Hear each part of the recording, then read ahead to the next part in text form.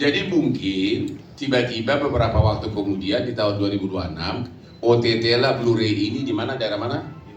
Di Lampung. Dan mungkin ada chattingan antara orang-orang intern mereka di sini dengan biro jasa untuk meyakinkan biro jasa yang mengurus import. Nanti ada loh pesanan dari Raffi di sana katanya. Itu pun orang yang di Indonesia namanya Johannes.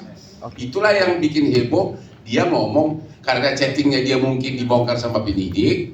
Itulah ditanyakan di persidangan dan ditanyakan apa adanya. Memang saya chatting begitu di Indonesia.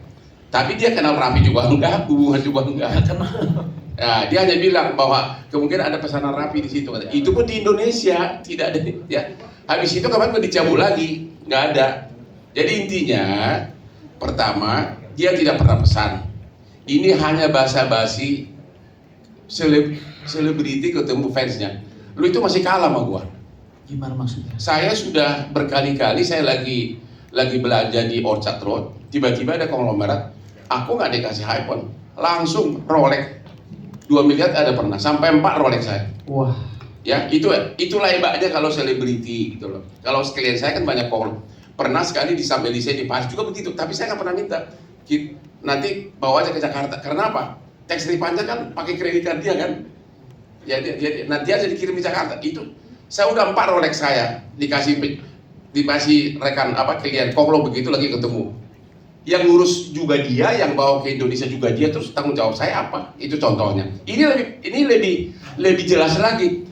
Pesan juga enggak, kenal juga enggak, hanya basa-basi doang. Lagi ketemu rame-rame begitu dengan selebriti, ya biasa orang kan akan promo terus kan, ya. Sama juga kadang-kadang dari wartawannya suka dekatin saya, mau nggak tampil di akun saya, itu kan promo, ya.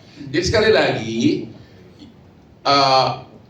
semua medsos yang akun itu adalah, apalagi itu diperbesar-besar, berarti orangnya itu sakit jiwa itu orang nggak tahu fakta seluruhnya udah langsung fitnah sana sini gitu loh. Dan mudah-mudahan kalau ada, aku kan nantang mereka, ada nggak dari sini yang mempunyai bukti sebaliknya?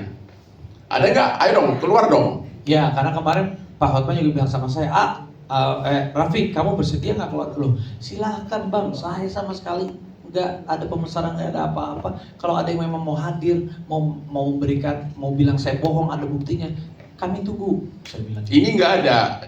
Kalau ada silahkan kita pertontonkan. Ya. Sama seperti waktu pas saya digosipkan pencucian uang, abang kan bela saya juga. Benar. Mana buktinya kalau Raffi Ahmad itu pencucian uang? Datang nggak orangnya waktu saat kita press? Nggak ada. Ya. Jadi sekarang kriminalisasi ternyata bukan hanya terjadi kadang-kadang di oknum aparat di persidangan, tapi paling banyak sekarang kriminalisasi terjadi di luar pengadilan seperti ini. Inilah faktanya.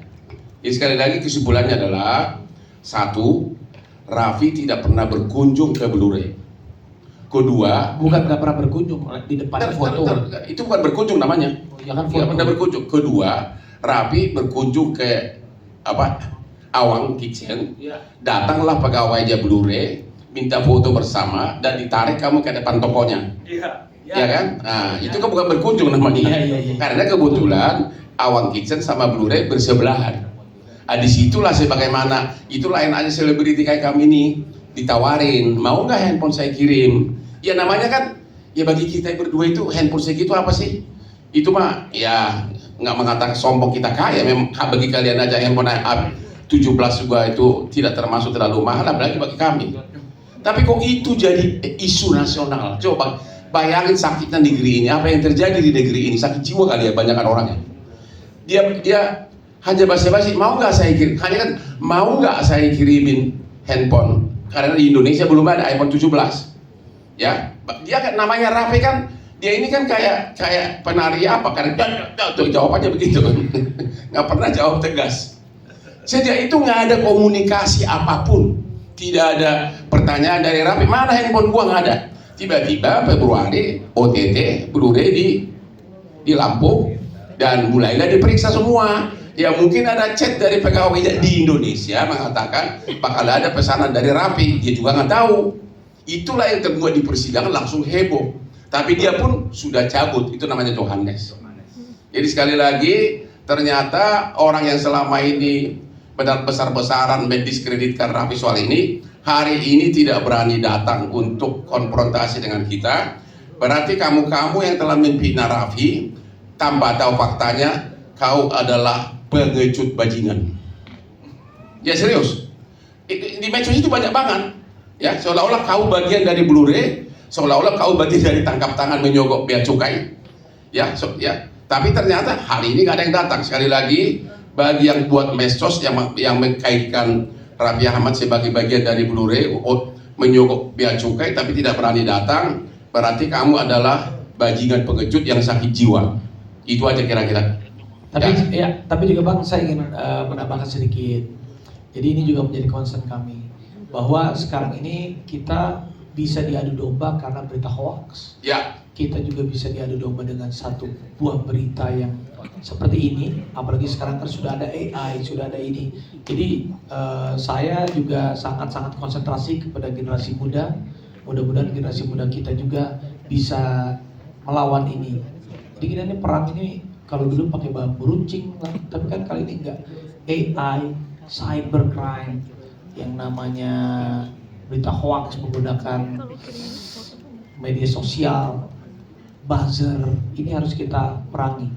Bukan dalam hati kita perangi seperti apa, ya ini kita harus konsentrasi, kita harus concern, gak boleh sembarangan.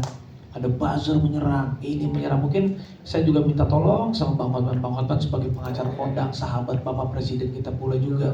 Saya juga sebagai utusan Presiden. Gua gak pernah terima perkara dari Prabowo sudah jadi presiden loh. Nah, kan saya sebagai sahabat. Saya gak pernah menjilat sama dia. Tapi sahabat. sebelum jadi presiden, dia banyak bayar gua. Dulu dia yang bayar gua, sekarang menghadap susah.